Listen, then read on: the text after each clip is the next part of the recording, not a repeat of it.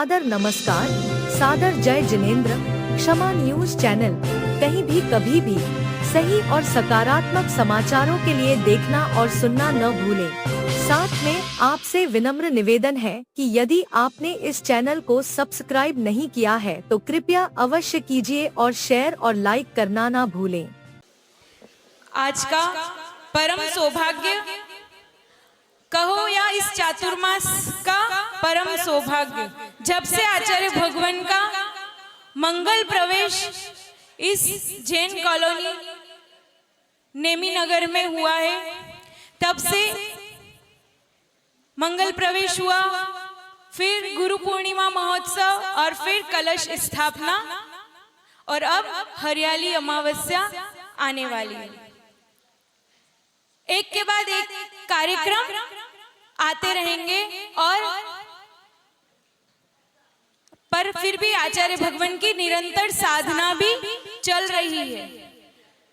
निरंतर जिस दिन से प्रवेश हुआ है उस दिन से यहाँ पर बाहर से भक्त निरंतर गुरु चरणों में दर्शनार्थ पधारते हैं और गुरु की सेवा में भी बाहर से भक्तगण लगे हुए हैं।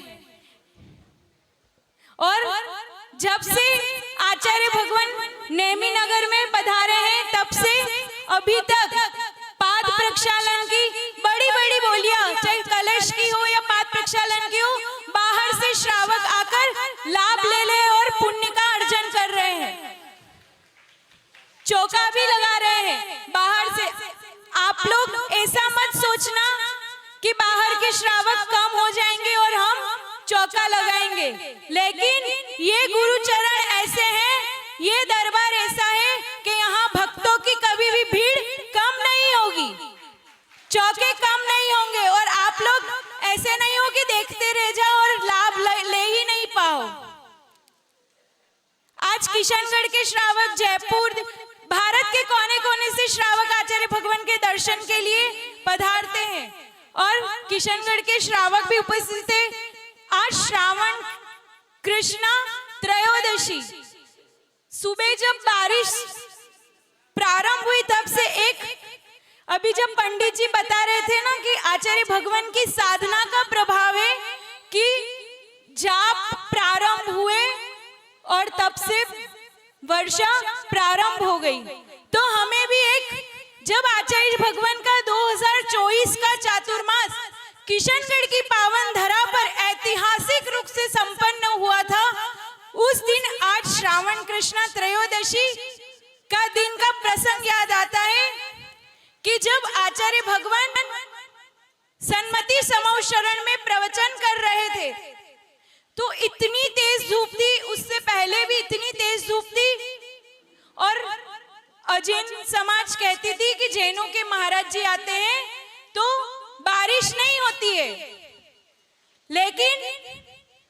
इतनी तेज धूप होने के बाद और जब आचार्य भगवान मंगल में प्रवचन कर रहे थे तो प्रवचन में उन्होंने एक लाइन कही कि जैन इंग्लिश में पोयम आती है रेन रेन गो अवे, लेकिन आचार्य भगवान ने ये लाइन कही रेन रेन कम अगेन। बस आचार्य भगवान को ये लाइन कहना और बादल हुए और इतनी तेज बारिश हुई कि सन्मति समाव शरण से आर के कम्युनिटी सेंटर 200 मीटर दूर था, तो आचार्य भगवान कम्युनिटी सेंटर तक नहीं आ पाए और आदिनाथ मंदिर में आचार्य भगवान ने सामायिक करी और पूरे संघ की आहारचर्या उस दिन दूसरी बेला में हुई थी। वही आज का दिन था श्रावण कृष्णा त्रयोदशी और आज भी इतनी बारिश हो रही है, ये आचार्य भगवान की साधना का प्रभाव है।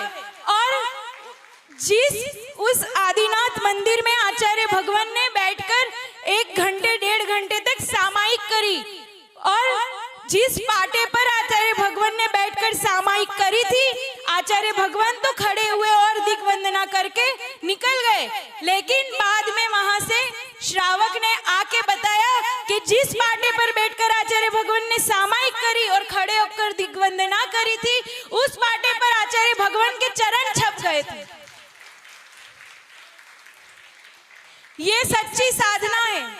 जब सच्ची साधना करने वाले संत अगर होते हैं तो भक्तों को बुलाना नहीं पड़ता है, ऐसे ही भक्त पीछे पीछे दौड़े आते हैं।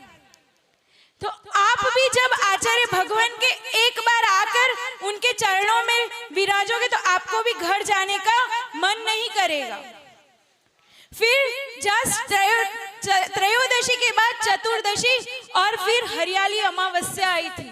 उस दिन तब 2550 निर्वाणोत्सव चल रहा था। तो उस हरियाली अमावस्या के बस जब आज से बारिश चालू हुई थी तो एक सेकंड भी रुकने का नाम नहीं था। तो ऐसे ही उस दिन हरियाली अमावस्या के भी दिन निरंतर बारिश चल रही थी।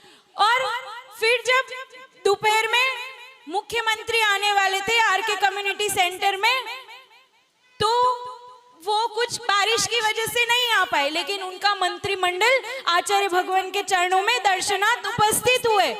लेकिन फिर जब वहां पर आरके मार्बल वाले अशोक जी पाटनी भी उनके साथ उपस्थित थे। 2550 वृक्षारोपण हुए थे, 2550 निर्वाणोत्सव के उपलक्ष्य में आचार्य भगवान के सानिध्य में।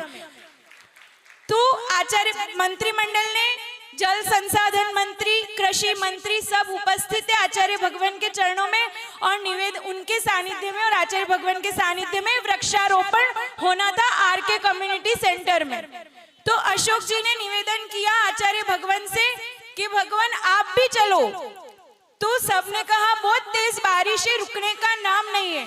फिर भी आचार्य भगवान वो कम्युनिटी सेंटर का जो हॉल था उसके बाहर आए आचार्य भगवान। इतनी तेज बारिश हो रही थी 2-3 दिन से कि रुकने का नाम नहीं थी। फिर अशोक जी ने कहा आचार्य भगवान हम आपके ऊपर छाता लगा देते हैं। तो आचार्य भगवान ने कहा नहीं, हम छाता नहीं लगवाते। तो उन्होंने जिद की, लेकिन जैसे ही आचार्य भगवान ने उस हॉल के बाहर कदम रखा है और बारिश ऐसे बंद हो गई जैसे नल की टोटी बंद कर दी हो, और वृक्षारोपण हुआ। और आचार्य भगवान जैसे ही अंदर कदम रखा और वापस निरंतर बारिश प्रारंभ हो गई। ये उनकी साधना का प्रभाव है। और अभी भी जब आचार्य श्री जब यहाँ पर उपवास किया है, 31 तारीख को उपवास था, 3 तारीख को उपवास था, 6 को उपवास था, आज उपवास, कल उपवास। एक भी दिन ऐसा नहीं है कि आचार्य भगवान ने उपवास किया और बारिश नहीं आई हो।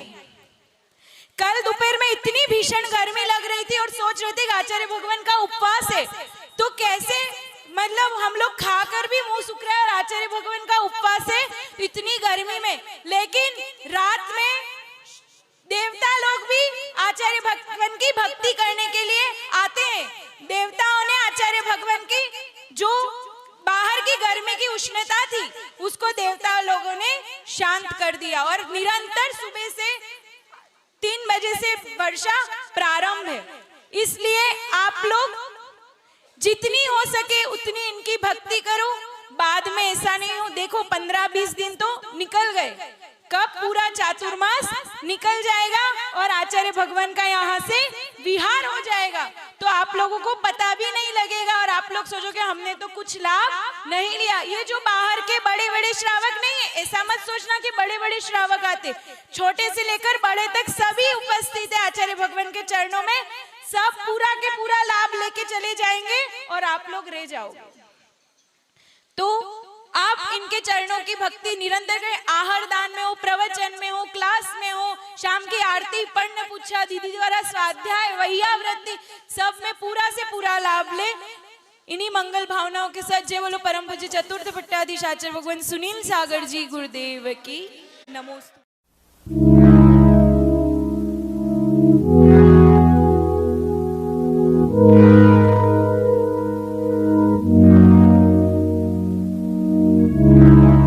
क्षमा न्यूज चैनल देखने के लिए आपको बहुत बहुत धन्यवाद। सादर प्रणाम।